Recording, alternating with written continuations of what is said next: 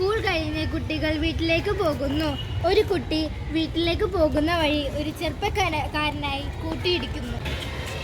നീ എവിടെ നോക്കിയാണ് നടക്കുന്നത്? എന്നോട് ക്ഷമിക്കണം. എന്ത് ക്ഷമ? എത്ര വില കൂടിയ സാധനമായി കാര്യം പോയത്. ഈ ചെറിയ മിഠായിക്ക് ഇത്രയും വിലയോ? പക്ഷേ കുട്ടികൾക്ക് ഇത് വളരെ കൂടുതൽ വിലയിൽ ലഭിക്കും. ഇതെന്താ അങ്ങനെ? അയ്യോ, പോലീസ് വണ്ടിയുടെ ശബ്ദമാണല്ലോ കേൾക്കുന്നത്. വേഗം ഓടിക്കോ. ഈ അങ്കൾ എന്തിനായിട്ട് ഇപ്പോൾ ഓടിയത്? കുട്ടിയുടെ നേരെ ഓടിയായിരുന്നു. കണ്ടായിരുന്നു? ഇല്ല, ഞാനൊന്നും കണ്ടില്ല. അമ്മ പോയിക്കോ.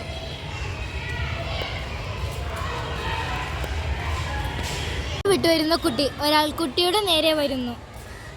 ആരാ ഇത്? ചേട്ടനെ മനസ്സിലായില്ലേ? ആ, എനിക്ക് മനസ്സിലായി. ചേട്ടൻ ഇന്നലെ ഒരാൾ അന്വേഷിച്ചായിരുന്നു. ആരാ അത്?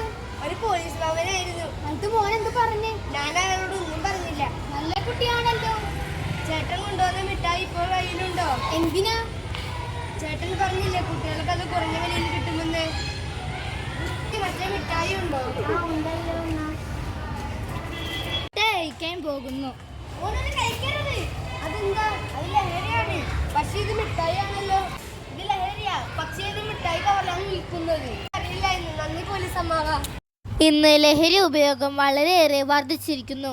ലഹരിയുടെ ഉപയോഗം സ്കൂളുകളിലും കോളേജുകളിലും വ്യാപകമായി വർദ്ധിച്ചിരിക്കുന്നു. ഇന്നത്തെ യുവതലമുറയെ നേരായ വഴിയിൽ കൊണ്ടുവരാൻ നാം ഓരോരുത്തരും പരിശ്രമിക്കണം.